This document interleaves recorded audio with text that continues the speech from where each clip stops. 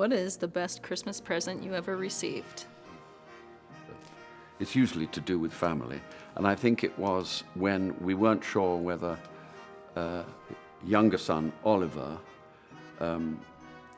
could come to us for Christmas at our house in London.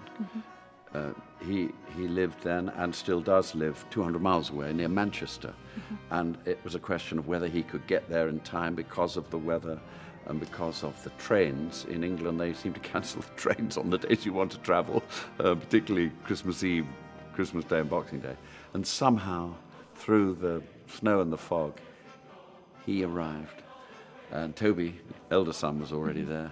And so we thought we weren't going to see him. And there he was. So I would say that's certainly among one of the great Christmas surprises. What was your first play you ever did? Well, my first play, and I was 14, was Romeo and Juliet in the school play. I certainly didn't play Romeo. I'm not experienced enough as a very, very young actor even to hope that I can play Romeo. In those days, just like in Shakespeare's day, of course, the women were played by boys, and I was in an all-boys school, and I thought, well, maybe I could be Juliet, but my voice was starting to break, the way when you're... And so I got the part of Lady Capulet, Juliet's mum, and I think it was a rather coarse-grained performance. I'd seen in a comedy pantomime recently, a famous comedian dressed up as a woman. He held his hands like this, and it was all very funny. And, oh, have you seen my son Aladdin? He's behind you. Oh, no, he's not. Oh, yes, he is. And so my first outing was, marry my child next Thursday morn to the County Palace. Wasn't very good, but I loved doing it. Do you do any additional accents, impressions, or hidden talents that you would like to share, possibly? Some people think that if I want to, I can sound like my old friend Ian McKellen as Gandalf. But I can never remember that rhyme he does in the thing, but it's something like, one ring to bind them all, one ring to save them, one ring to do tum-ti-tum, and in the something. But, I directed Ian when he played Goldfinger for the BBC, and I cast him as Goldfinger, and he said, but Martin, I don't think I can do a Latvian accent. I said, does anybody really know what a Latvian accent is? If I go out into the street and clap my hands and say, anyone know what a Latvian accent sounds? I don't think you're going to get any answers. I said, I've heard you do good German accent. Why don't you try that? You mean I could just do a German accent? I said, yes, it'd be fantastic. He said, oh, great. No, I think I can play the part. Wonderful actor.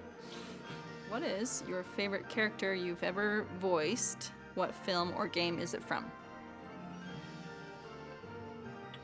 Well, I've been lucky enough to voice many animated type of characters. In fact, I did have to revoice some of Michael Caine in Finn McMissile, Cars 2, British Intelligence, and I love doing that. But I suppose I'd have to say, because I've thoroughly enjoyed doing it, in some of the Batman animations, Arkham Knight being the latest of a number that we've done over the last years. And I play Alfred. I can never remember whether his name's Pennyfeather or Pennyweather. I ought to know since I'm playing him. Master Bruce, I really must tell you, it's far too dangerous. And he's really a version of a character I played on Broadway, Jeeves. He's the same, really. He's very nice and takes care of Master Bruce. Batman. Lastly, how does it feel to be performing with the Tabernacle Choir? Tabernacle Choir has been part of our lives, really, for some time. We've seen so many of the wonderful performances they've done with Bryn Terfel, and the Muppets, and a lot of the hymns, carols that over the years one's experienced. Completely and utterly amazing that sound. Of course, is there another choir that's anything like as large and as juicy? It's great. And another thing I really like about the choir is that when Roz, my wife, and I arrived in the Grand America Hotel, there was a huge gift basket, which I was far too nervous to open. It got a great sort of bow on it.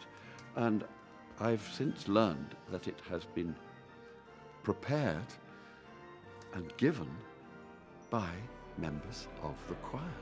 So, as much as they are gifted, most wonderful songsters, they're very generous with their gifts. I did actually just notice there was a nice little Ferrero Rocher chocolate just peeping out. So I did just try that, and it was excellent. So for all kinds of reasons, the Mormon Tabernacle Choir is the best.